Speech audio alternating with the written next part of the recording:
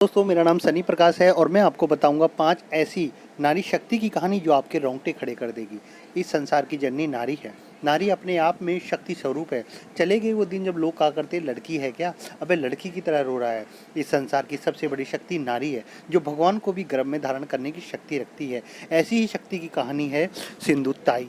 सिंधुताई एक ऐसे बच्चे के तौर पे उनकी ज़िंदगी शुरू हुई थी जिसको किसी की ज़रूरत ही नहीं थी। सिंधुताई की शादी एक अधेड़ उम्र के व्यक्ति के साथ हो गई थी जो गाय चराने का काम करता था और सिंधुताई गोबर उठाने का काम करती थी। एक बार उन्होंने फॉरेस्ट ऑफिसर से अपने हक के लिए लड़ाई छेड़ दी और गोबर सफाई के लिए पैसे मांगे। इस लड़ाई में सबका भला हुआ, लेकिन एक को ये बात बुरी लग गई और उस फॉरेस्ट ऑफिसर ने उसके पति को बोला कि तेरी बीवी के पेट में जो बच्चा है वो मेरा है। यह बात सुनकर उसकी आंख में खून उतर आया। वह आग बबूला हो गया और उसने अपनी पत्नी के पेट पर जोर से लात मारी, जिससे वो वहीं बेहोश हो गई।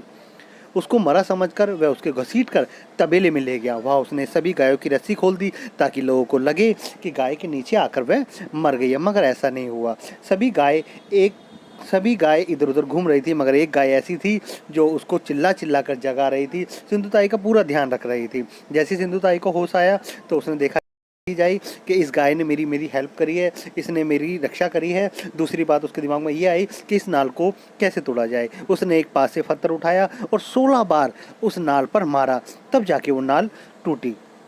उसने अपने बच्चे को उठाया और वहाँ से चली गई। अब उसके सामने एक चीज़ थी कि या तो वो मर जाए या फिर वो अपनी ज़िंदगी का गुजारा करे। उसने मरना छोड़कर अपनी ज़िंदगी को आगे चलाने का निश्चय किया। सिंधुताई भीख मांगकर गुजारा करने लगी। वह शमशान में रहने लगी, शमशान के फेंके कपड़े पहनने लगी और शमशान में ही अपने रात गुजारने लगी। एक दिन जब उसे भीख में कुछ नहीं मिला तो केवल आटा मिला था। उसने उस आटे को गूंदा और एक जलती चिता पर उसने अपनी रोटी सेक कर खाई। यहाँ पर देखने वाली बात और सबसे बड़ी बात यह है कि वो शमशान में रहती थी, वो शमशान में सोती थी, शमशान के कपड़े पहनती थी और शमशान की चिता पर रोटी जला बना कर खाती थी। भाई, ऐसी हिम्मत उस नारी शक्ति के अंदर ही हो सकती है और किसी में नहीं हो सकती भाई। क्यों? क्योंकि हम लोग दिन में नहीं जा सकते। दिन में हम जब लोग दिन में नहीं जा सकते तो रात तो बहुत दूर की बात है भाई। और बंदी रात में जाती थी भाई, रात में रहती थी, रात में सोती थी और रात में ही वहाँ पे बना के खाती थी। भाई सलाम है ऐसे जज्बे को। वो यहीं नहीं रुकी, उसने जितने भी अनाथ आश्रम के जितने भी अनाथ बच्चे थे उन बच्चों को उसने पालने पोषने का उसने डिसीजन लिया। उसने एक अनाथ आश्रम खोला और उसमें उस बच्चों को रखने लगी और 1400 बच्चों को आज वो पाल रही है। सिंधुताई जो पद्मश्री ऐसा से ज़्यादा सम्मान ले चुकी है और इस देश की वो मदर टेरेसा है। मैं सलाम करता हूँ ऐसी नारी शक्ति को। जय हिंद, जय भारत। बुरे वक्त में कुछ लोग टूट जाते हैं और कुछ लोग रिकॉर्ड तोड़ देते हैं। ऐसी कहानी है हिमा दास की। हिमा दास का जन्म 9 जनवरी 2000 में आसाम राज्य के नागांव जिले के एक छोटे से गांव के गरीब परिवार में हुआ था। हिमा के पिताजी खेती का काम करते थे। हिमा दास 6 भाई बहन थे, उनमें से सबसे बड़ी हिमा दास थी। शुरू से ही हिमा दास की रुचि फुटबॉल खेल में थी। वो स्कूल में आसपास के ज़िलों में फुटबॉल खेलकर 100-200 रुपये कमा लेती थी, जिससे उसका घर परिवार का खर्चा चल जाता था। एक दिन उसके स्कूल टीचर ने कहा, तुम्हें एथलीट में अपना करियर बनाना चाहिए। तब कोच निपुण दास की उन पर निगाह पहुँची। कोच निपुण दास ने 200 मीटर से 400 मीटर की दौड़ की उनकी तैयारी करवाई। उनके कोच ने ही उनके रहने खाने की व्यवस्था गुवाहाटी में कराई थी। अब हिमा दास ने अपने आप को ट्रेनिंग में झोंक दिया।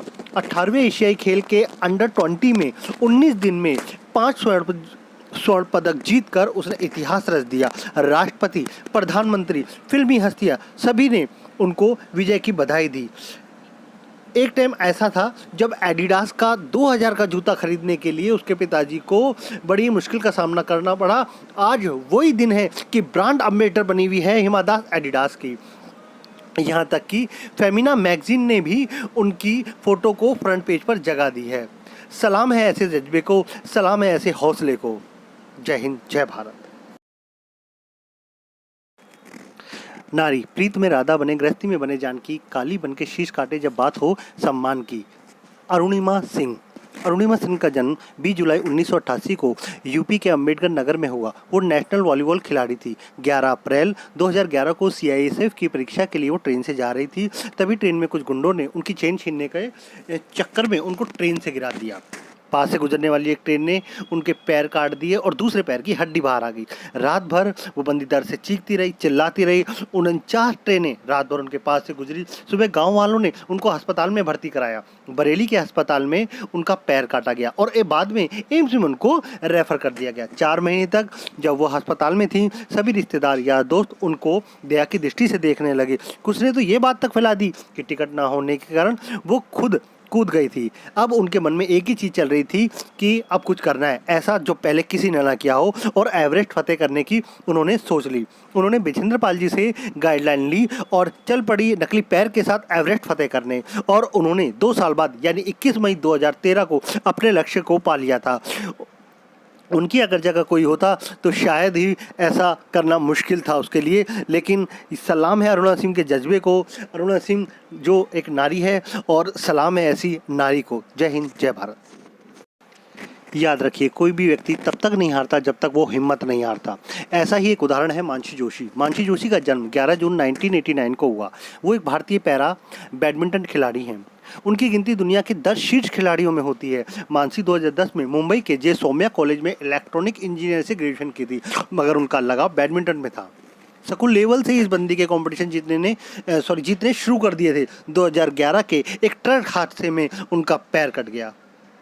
फिर भी इस बंदी ने हार नहीं मारी और 50 दिन बाद हॉस्पिटल में रहने के बाद वो फिर लौटी अपने नकली पैर के साथ। फिर मैदान में थी वो। 2014 तक कड़ी प्रैक्टिस के बाद एक एक्सपर्ट खिलाड़ी वो बन चुकी थी। 2015 में पैरा वर्ल्ड चैंपियन में सिल्वर मेडल जीता और 2017 में उन्होंने कोरिया में वर्ल्ड चैंपियनशिप में कांस्य पदक जीता और तब से अब तक वो कई अवार्ड जीत चुकी हैं। सलाम है ऐसे जज्बे को, सलाम है ऐसे हो।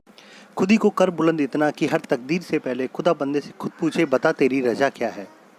मैरी कॉम का जन्म 24 नवंबर 1982 को मणिपुर के एक छोटे से गांव के किसान परिवार में हुआ। प्रारंभिक शिक्षा पूरी तो हो गई, पर आगे की पढ़ाई में फेल होने के बाद उन्होंने ओपन NIOS से पढ़ाई शुरू की। एक दिन कुछ लड़कियों को लड़कों के साथ बॉक्सिंग करते देखा तो सोचा कि जब वो लड़कियां लड़ सकती है तो मैं क्यों नहीं लड़ सकती, मैं क्यों ऐसा नहीं कर सकती। और उन्होंने 1998 से 2000 तक कड़ी प्रैक्टिस करी। मैरी कॉम ने प्रथम बार वुमेन्स बॉक्सिंग चैंपियन मणिपुर 2000 जीती, जिससे जब जीती तो उनका अखबार और टीवी में उनका जो है इंटरव्यू आने लगा। 10 बार राष्ट्रीय खिताब जीत चुकी हैं। वह अर्जुन पुरस्कार, पद्मश्री, राजीव गांधी खेल रत्न पुरस्कार से भी नवाजी जा चुकी हैं। 2001 में उन्होंने अंतर्राष्ट्रीय प्रतियोगिता जीती और उसके बाद से लेकर अब तक वो रुकी नहीं। 2001, 2003, 5, 8, 9, 10 मतलब लगातार वो जीतती रही। उनके ऊपर एक फिल्म भी बन चुकी है जो है मैरी कॉम के नाम से, और उसमें जो किरदार निभाया है प्रियंका चोपड़ा ने निभाया है। आज उनके 3 बच्चे हैं, मगर प्रैक्टिस आज भी उन्होंने नहीं छोड़ी है। आज भी वो फुल जोश के साथ प्रैक्टिस करती हैं। सलाम है ऐसे जज्बे को, सलाम है ऐसे हौसले को। जय हिंद, जय भारत।